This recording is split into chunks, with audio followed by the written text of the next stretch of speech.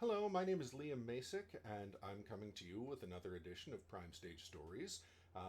Today's reading is in celebration of Christmas in July, the annual Christmas in July event that Prime Stage usually has. Sadly, this year, due to circumstances beyond pretty much everybody's control, can't really do a whole lot in person, so the good folks at Prime Stage have asked me if I wouldn't mind trying to spread a little bit of Christmas cheer in the middle of a July heat wave by reading you The Night Before Christmas by Mr. Clement Moore. And I said yes. So here it is.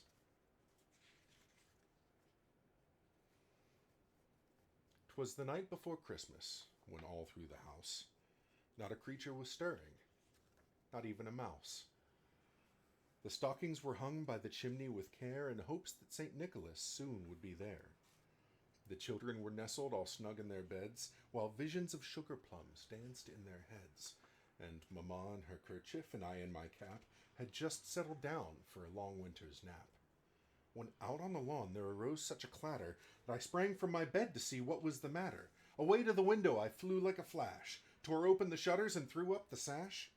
The moon on the breast of the new-fallen snow gave the luster of midday to objects below, when what to my wondering eyes should appear but a miniature sleigh and 8 tiny reindeer, with a little old driver so lively and quick, I knew in a moment it must be Saint Nick. More rapid than eagles his coursers they came, and he whistled and shouted and called them by name. Now Dasher, now Dancer, now Prancer and Vixen, on Comet, on Cupid, on Donder and Blitzen. To the top of the porch, to the top of the wall, now dash away, dash away, dash away all.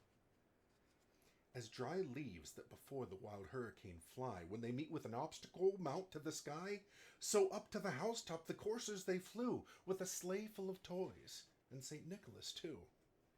And then in a twinkling I heard on the roof the prancing and pawing of each little hoof. As I drew in my head and was turning around, down the chimney St. Nicholas came with a bound. He was dressed all in fur, from his head to his foot, and his clothes were all tarnished with ashes and soot. A bundle of toys he had flung on his back, and he looked like a peddler just opening his pack.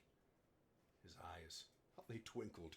His dimples, how merry. His cheeks were like roses, his nose like a cherry. His droll little mouth was drawn up like a bow, and the beard on his chin was as white as the snow. He had a broad face and a little round belly that shook when he laughed like a bowl full of jelly. He was chubby and plump, a right jolly old elf. And I laughed when I saw him in spite of myself.